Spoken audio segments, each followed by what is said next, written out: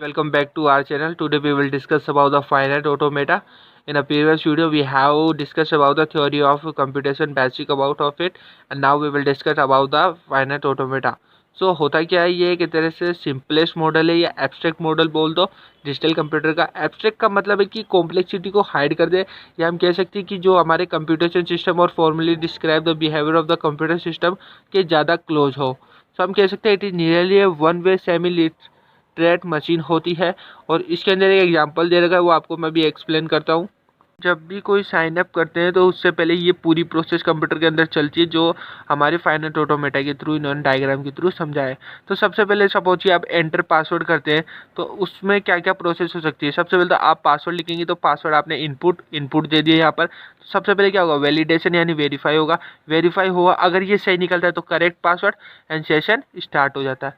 Suppose कीजिए अगर ये पासवर्ड इनकरेक्ट निकला तो वापस उसी स्थान पे आ जाओगे, उसी लेवल पे आ जाओगे, उसी स्टेज पे आ जाओगे जहाँ पर आपने स्टार्ट किया। तो बोलेगा इनकरेक्ट पासवर्ड, दोबारा अप्लाई करें, दोबारा अप्लाई करें, और पॉइंट ऑफ व्यू के अकॉर्डिंग ये वहीं पे घूमता रहेगा। स्टार्टिंग के लिए आपको सबसे पहले ये एरो शो करना पड़ता है, एंड वैलिडेशन के बाद हो सकता है आपका करेक्ट निकले, और हो सकता है लोडिंग में टाइम जा रहा है, करेक्ट हो गया, और करेक्ट भी हो गया लेकिन लोडिंग पे पूरा टाइम चल गया, आपका सेशन आउट हो गया। तो एंड ऑफ द सेशन के बाद दोबारा आप स्टार्टिंग से दोबारा अप्लाई करेंगे।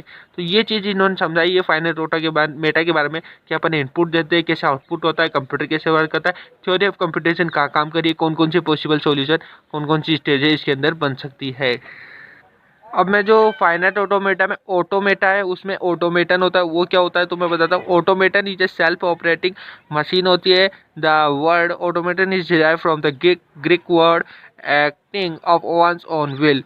It is a more often used to describe non-electronic moving machine. So basically इसका अर्थ ये है कि हम इनपुट देना है हमको, ऑटोमेटिक वर्क करेगा और उसके अकॉर्डिंग आउटपुट हमें देगा। तो हम कह सकते हैं एक तरह से इनपुट आउटपुट स्टेट होती है। अगर मैं इसके डायग्राम की बात करूँ तो कुछ इस तरह का इसका डायग्राम होता है कि हम यहाँ पर इनपुट देते हैं, उसके अकॉर्डिंग हमें आउटपुट गेन होता है, और ये ऑटोमेटा यहाँ वर्क करता है, प्रोसेसिंग करता है, जिसके थ्रू हमें इनपुट आउटपुट स्टेट गेन होती है। अगर बात करूँ फाइनाइट ऑटोमेटा की, तो हम कह सकते हैं कि एक मैथमेटिकल मॉडल ऑफ मशीन होता है, जिसके अंदर ना has a fixed finite capability. और ये क्या करता है, पर्टिकुलर लैंग्वेज को सेट करता है, एक्सेप्ट करता है, और ये रिकॉग्नाइजर भी कह सकते हैं, लैंग्वेज रिकॉग्नाइजर। तो हम कह सकते हैं हाँ, ये एक एक्सेप्टर और लैंग्वेज रिकॉग्नाइजर है। अब मैं बात करता हूँ फाइनाइट ऑटोमेटा के पास क्या होता है कि इनपुट टैप होती है, जैसे कि इस डायग्राम में दे रखा है। तो ये एक तरह से टैप है, इनपुट टैप, हम जो भी इनपुट देंगे वो टैप हो गई है, ठीक है। एंड रीड ओनली हेड, यानी इन हेड को पढ़ता है, और फाइनाइट कंट्रोल होता है। इसके बाद it receive its input as a string, जो भी अपन इनपुट देते हैं वो टैग करता है, कैसे करता है, स्ट्रिंग के तौर पर, पूरे को स्ट्रिंग मानेगा ये, ठीक है, एंड डिलीवर करता है। तो input tag without any delivery any output, it means it is not capable of writing, so it can't write the output by any means.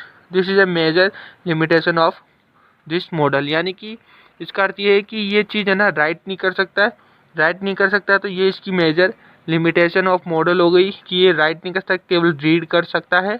और इसको हम बोल सकते हैं कि एक रिकॉग्नाइजिंग पर्पज़ के लिए यूज करते हैं, कि हाँ अपन लैंग्वेज को रिकॉग्नाइज कर ले, इसलिए हम फाइनाइट ऑटोमेटा का यूज करते हैं।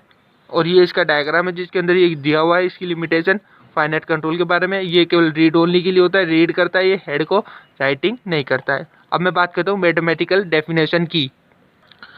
अगर बात करें मैथमेटिकल डेफिनेशन की, तो हम बात कर सकते हैं कि automata with a set of state and its control move from state to state in response to external input is called a finite automata. Another इसकी डेफिनेशन ये भी हो सकती है। और इसके अंदर बता दूं कि 5 एलिमेंट यूज करते हैं अपन, और to the form a quintuple को फॉर्म करने के लिए हमें 5 एलिमेंट की जरूरत है। सबसे पहला Q, summation, delta, Q0 and F. Q0 से पता चल रहा है ये इनिशियल स्टेट के बारे में बता रहा होगा आपको, या आपको आइडिया होगा। एफ से आपको फाइनल दिख रहा होगा, और ये डेल्टा क्या है और ये क्या है ये मैं बताता हूँ। तो क्यू क्या है, क्यू सबसे पहला finite non empty set of state है।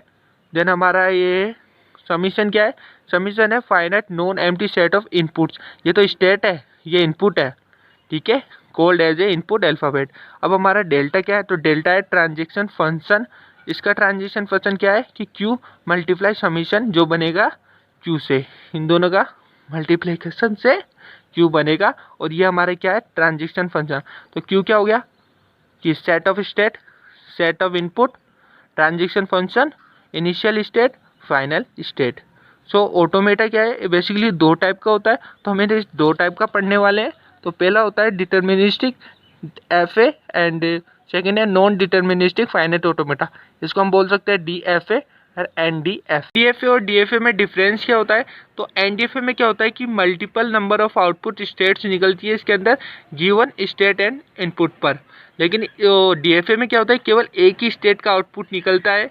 सेकेंड वन बात की लेस रेस्ट्रिक्टिव होती है, एज अलाउइंग सेवरल ट्रांजिशन को अलाउ करता है। तो इसके अंदर क्या होता है, डी एफ ए में मोर रेस्ट्रिक्टिव हो जाती है, can have only one transition. Third one बात करें तो इट इज़ मोर पावरफुल और वो होती है लेस पावरफुल। तो ये था हमारा N D F A and D F A. इसके बाद हम इनकी पर्सनली एक एक क्वेश्चन करके देखेंगे अपनी अपकमिंग वीडियोज में। तब तक के लिए thank you so much guys.